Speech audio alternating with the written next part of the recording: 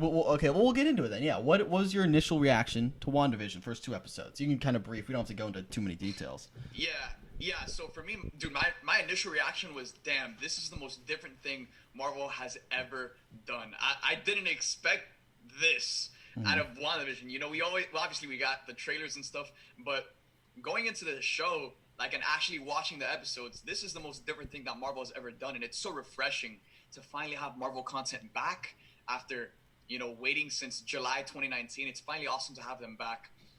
And again, back with something so different, so refreshing. And I love the way they're setting up the show, and I love the way they're building up so much mystery. Mm-hmm. Like, there's so much mystery. Like, off of those first two episodes, everyone that I know has watched the show is hooked. Like, Mm-hmm. we're just waiting for the next episode, waiting for the next episode. And even on TikTok, man, like, I'm posting videos nonstop, and more people are getting hyped by the day. So Yeah. it's just like, it's so awesome to see the fans kind of like rally and come together every single week, episode for episode. I hosted a watch party for the first two episodes, and I'm hosting one literally tonight for Tonight, yeah. episode three. So to have fans from literally around the globe coming together at 3 in the morning, it's just like, it's something you can't explain, and that's the amount of passion and energy that we bring to the table every single time. Yeah. Because Marvel has done such a great job with this show and just its production quality, and seeing Elizabeth Olsen as Wanda, seeing Paul Bettany as Vision, they were amazing in those first two episodes, and I can't wait to see more. Mm-hmm. Yeah, I'm gonna have to tune into that one at 3 because, dude, last week I was so mad because in my head I had, oh, it's gonna go live at midnight, and so I'm sitting there refreshing. Midnight comes, I'm like, where the hell is this show? And then I was like, oh, I have to wait 3 hours, so I just went to bed and woke up early and watched it. But I'm gonna have to tune in at 3 a.m. and watch party with you. Where do Yes, you what do sir. you do it on? Is it I do it on YouTube. on YouTube? Okay, Yeah, sweet. Supes on YouTube. Yeah, go check it out. I'll link everything and all that stuff.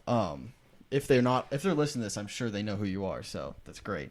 How do you convince people who aren't like? How should I convince someone who's not into that whole MCU to watch WandaVision? Because that's what I'm struggling with. I have a brother who's like, the show looks kind of stupid. Like, what is it? And Yeah. it would be hard, I feel like, after the first two episodes to be like, oh, I'm really into this without knowing a little bit of the backstory. Yeah.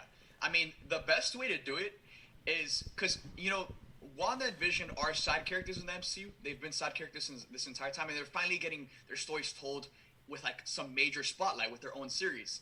So what I would go on to tell other people like your brother is, I would say, dude, this show is gonna set up Spider-Man 3. Mm-hmm. This show is gonna set up Doctor Strange in the Multiverse of Madness, where they might bring back all of these different people to be in this movie. I mean, I'm sure you've heard the rumors for Spider-Man 3 and who's going to Yep. be in that movie. Yep. So, like, Yeah. that's going to be one of the biggest movies of all time. That's what I wanted to talk to you about this because I'm concerned.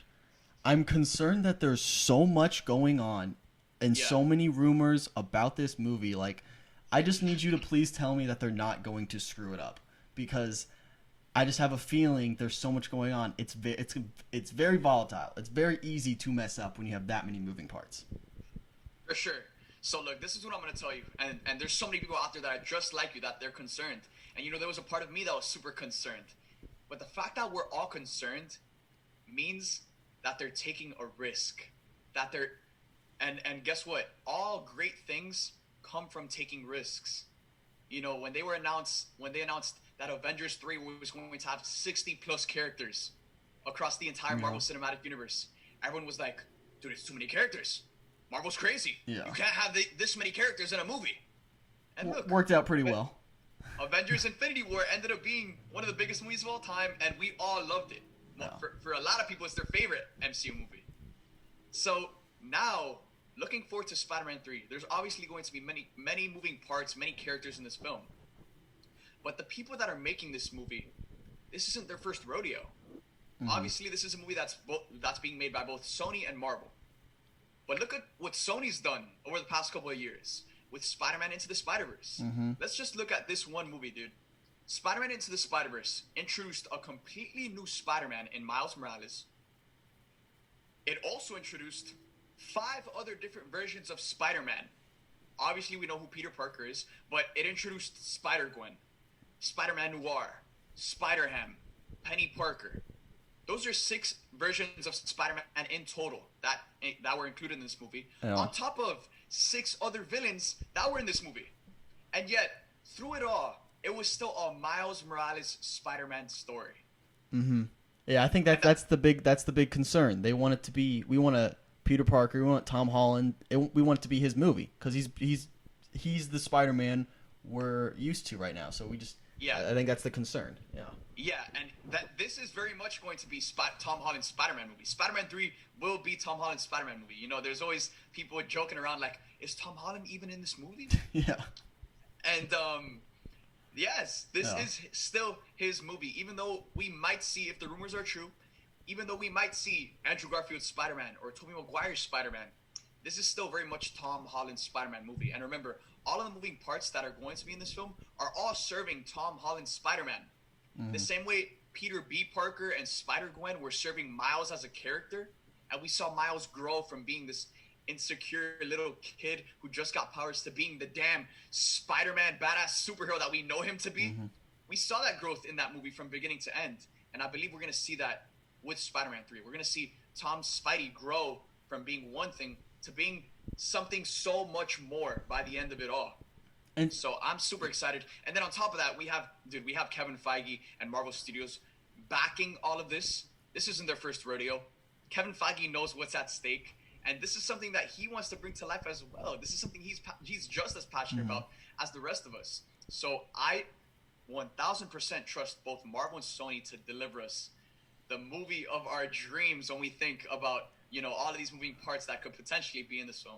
It could be the best like Christmas present of all time next year or this year. Yeah. And what do you think? I've seen a few of your videos talking about kind of what you think the plot might be of that movie of Spider-Man 3. You've mentioned a lot of times you want to see Peter Parker go through the ringer. You want to see him hurt. You want to see I think you said you want to see Happy die. You want to see like him just get hurt. What do you got against Peter Parker, man? Why do you want to see that? The reason I want to see this Tom Spidey literally bashed down, the reason I want to see him suffer so much is because it's through consequences. It's through suffering that Spider-Man grows as a character, that Peter Parker grows as a character. And with Tom's version of Spidey, again, I have nothing against Tom Holland. I love Tom Holland as an actor. If there's one Marvel actor I would love to meet, it's Tom Holland. I love Tom Holland. But with the way they've written his character and positioned his character over the course of, you know, Spider-Man Homecoming and Spider-Man Far From Home, he hasn't really suffered at all. Really, he hasn't really faced any consequences over the course of those 2 films. The only consequence he suffered in the first movie was losing his suit that Tony Stark took away from him, which in reality isn't a consequence at all. Yeah. And then in the second film, he faces his first real consequence, and it's at the end of the movie, and we don't even get to see it play out because we're going to see it play out in Spider-Man 3, which was getting secret identity revealed to the world. That's his first real consequence. And we've seen Tom's version of Spidey in 5 different movies, and he's only suffered one major consequence, and we haven't even seen the repercussions of that consequence. Yeah. So now moving forward in Spider-Man 3, I really want to see him suffer those repercussions, and I don't want them to hold back because it's through suffering that Peter Parker and Spider-Man grow as a character.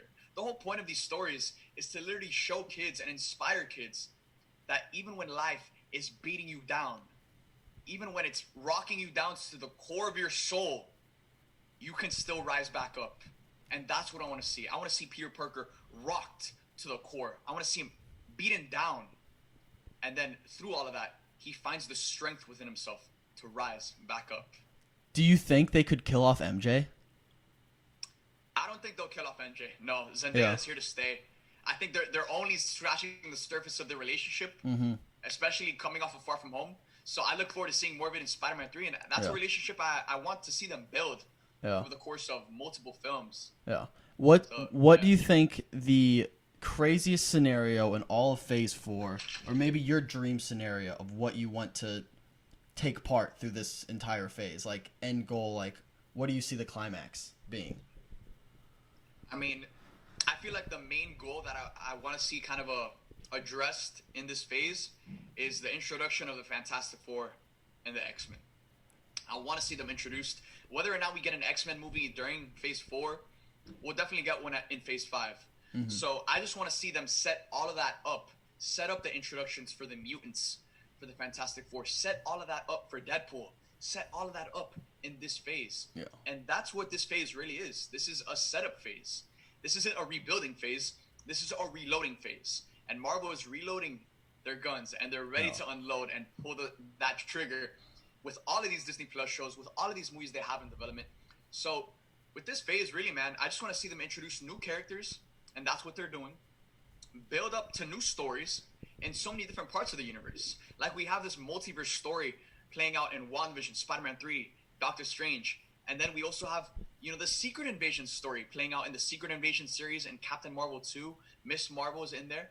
So there's going to be so many different stories playing out in so many different sections of this universe.